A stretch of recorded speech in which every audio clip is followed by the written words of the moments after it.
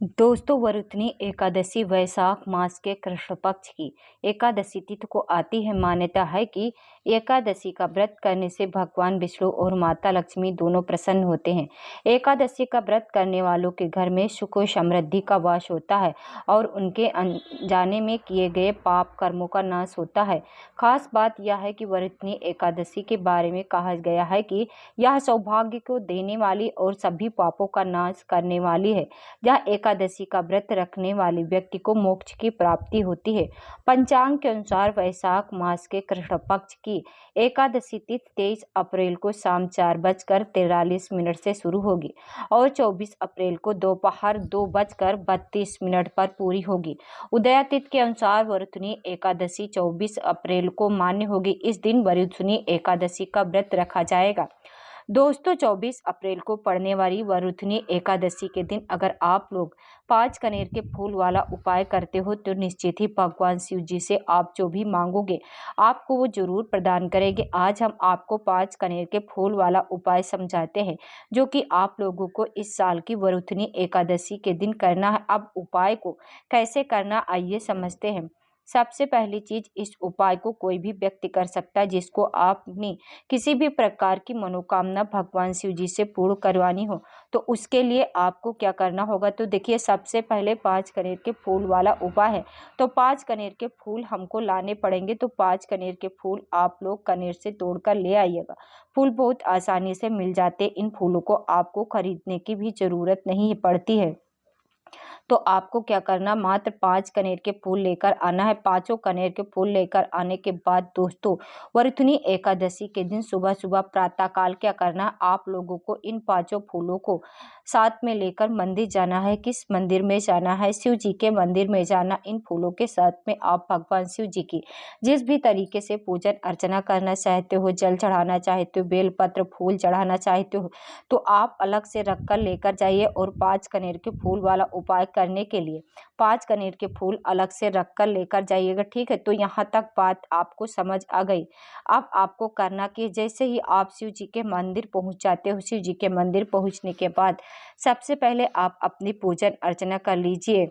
और जो शिव जी के लिए करना चाहते हो, जैसे कि 1 लोटा जल चढ़ाना चाहते हो तो वो चढ़ा दीजिए। अगर बेलपत्र फूल वगैरह अलग से लाए हैं और चढ़ाना चाहते हैं तो वो चढ़ा दीजिए। और अगर कुछ नहीं लाए तो सीधा आप उपाय करना शुरू करिए। और अगर कुछ सामग्री नहीं लेकर आए हैं तो भाई पहले अपनी पूजन सामग्री शिव जी पर चढ़ा देना। उसके बाद में क्या करना है, शिव जी के पास में आना है और आपने वह 5 कनेर के फूल वाला आप लोगों को निकाल लेने हैं। 5 कनेर के फूल निकालने के बाद दोस्तों क्या करना, वो ध्यान से सुनो। 5 कनेर के फूल है तो 5 जगह पर चढ़ाए जाएंगे। वो 5 जगह आपको विशेष रूप से सुननी चाहिए, क्योंकि यही वो 5 जगह है जहाँ पर आपको ये कनेर के फूल चढ़ाने हैं और आपकी मनोकामना जरूर पूर्ण हो जाएगी। उस स्थान के बारे में हम लोग जानते हैं। दोस्तों, आपके पास 5 कनेर के फूल है। 5 कनेर के फूल में से सबसे पहले वाला जो कनेर का फूल होगा वो आप लोगों को सबसे पहले भगवान शिव जी की शिवलिंग के ऊपर जो गणेश जी का स्थान रहता है। अब बहुत सारे लोग कहेंगे कि भाई गणेश जी का स्थान कहाँ पर रहता है। दोस्तों, गणेश जी का स्थान जो जलाधारी होती है, जलाधारी के राइट हैंड साइड पर होता है। तो राइट हैंड साइड पर आपको क्या करना है, सीधे हाथ पर 1 कनेर का फूल, अपना पहला कनेर का फूल चढ़ा देना है। खिला हुआ भाग शिव जी की तरफ होना चाहिए, इस बात का ध्यान रखना। उसके बाद में दोस्तों, पहला कनेर का फूल चढ़ाने के बाद में दोस्तों दूसरे कनेर की फूल की बात करें तो ये दूसरे कनेर का फूल आपको कार्तिकेय जी के स्थान पर चढ़ाना है। जो स्थान शिव जी की शिवलिंग की जलाधारी के लेफ्ट हैंड साइड पर होता है, मतलब उल्टे हाथ पर होता है। तो दूसरा फूल आप कहाँ पर चढ़ाएंगे, कार्तिकेय जी वाले स्थान पर चढ़ाएंगे। अब 2 फूल आपके चढ़ गए। अब जो तीसरा फूल चढ़ेगा वो आप कहाँ पर चढ़ाएंगे, वो चढ़ाएंगे आप लोग माता जगत जननी का जो हस्तमल जलाधारी होती, जलाधारी के बीचों बीच में जो अशोक सुंदरी जी का स्थान होता है। तो आपको क्या करना, उस माता अशोक सुंदरी जी वाले स्थान पर अपना तीसरा फूल समर्पित करना है और खिला हुआ भाग शिवलिंग की तरफ करके ही तो आपने तीसरा फूल भी वहां पर शिवलिंग के ऊपर समर्पित कर दिया। अब दोस्तों बात करते चौथे फूल के। जो चौथा फूल है आपको कहाँ पर चढ़ाना, इस चौथे फूल को आपको चढ़ाना है जहाँ जो शिवलिंग होती है, शिवलिंग का कटी भाग होता है या माता जगदम्बा जी का मस्तमल रहता, मतलब शिवलिंग के कटी भाग के साइड में जलाधारी के ऊपर आप अपना ये चौथा फूल रख सकते हैं। इसको चढ़ाने की एक और जगह जो आप शिव जी के शिवलिंग के ऊपर जो पात्र टंगा होता है, जिससे बूंद बूंद करके जल टपकता है, शिव जी की 5 बेटियों का स्थान होता है, जया, विश्वरी, श्यामली, तौतरी और देव।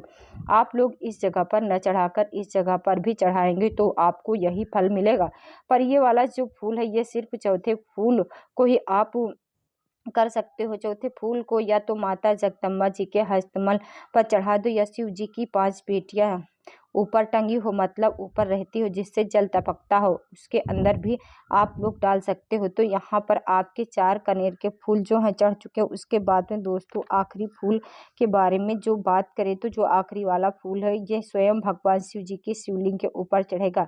जब आप लोग ये वाला फूल भगवान शिव जी की शिवलिंग के ऊपर चढ़ा दे तो चढ़ाने के बाद दोस्तों क्या करना, आप लोगों को अपनी मनोकामना भी भगवान शिव जी से बोल देना, क्योंकि आपकी जो भी मनोकामना भगवान शिव जी आपकी जरूर पूर्ण करें।